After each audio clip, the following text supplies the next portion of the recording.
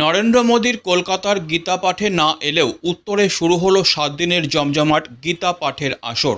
জলপাইগুড়ি শহরের রেসকোর্স পাড়ায় এই প্রথম বসেছে শ্রীমদ্ ভগবত গীতা পাঠের আসর। পাহাড় সহ উত্তরের বিভিন্ন স্থান থেকে বিশেষ ব্রাহ্মণের দল উপস্থিত হয়েছেন এই গীতা পুরাণ পাঠের অনুষ্ঠানের শুরুতে পবিত্র কলস যাত্রা করে উদ্যোক্তারা।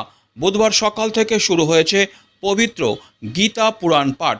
রাজ্য রাজনীতি যখন কলকাতার গীতা পাঠের আসরে নরেন্দ্র মোদীর অনুপস্থিতি নিয়ে উত্তাল, সেই সময় শীতের আমেজ গায়ে মেখে উত্তরের জলপাইগুড়িতে মহিলা মণ্ডলী শামিয়ানার নিচে পোয়াল বিছানো জমিতে বসে এক মনে মঞ্চে উপবিষ্ট বিশিষ্ট ব্রাহ্মণ পণ্ডিতদের মুখে গীতা পুরাণ পাঠ শুনছেন খোশ মেজাজে।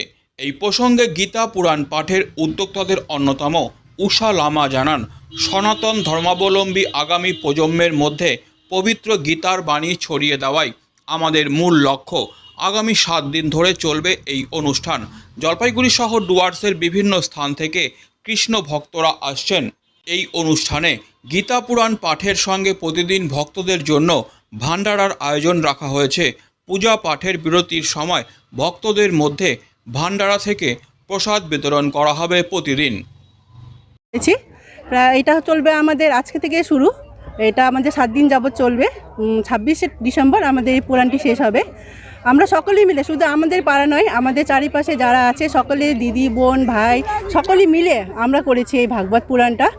আমরা এই পুরাণটি আজকে আমাদের কলস যাত্রা শুরু হয়েছে সকাল 10টা থেকে।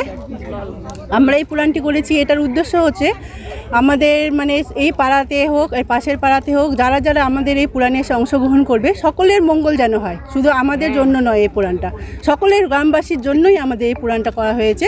সকলে যাতে মঙ্গল হয়, যারা আমাদের গ্রাম ছেড়ে চলে গেছে বা যাদের উদ্ধার হয়ে গেছে তারা যেন শান্তি, তাদের আত্মার যাতে শান্তি হোক, যারা আছে তাদেরও মঙ্গল যেন হোক, সেই জন্য আমরা এই পুরাণটি করেছি। গোটা অনুষ্ঠানটি কি Delhi World Public School Siliguri campus is located at Ambari, which reflects a vibrant modern style with all the latest facilities. We impart innovative world-class education through modern teaching pedagogy and state-of-the-art facilities.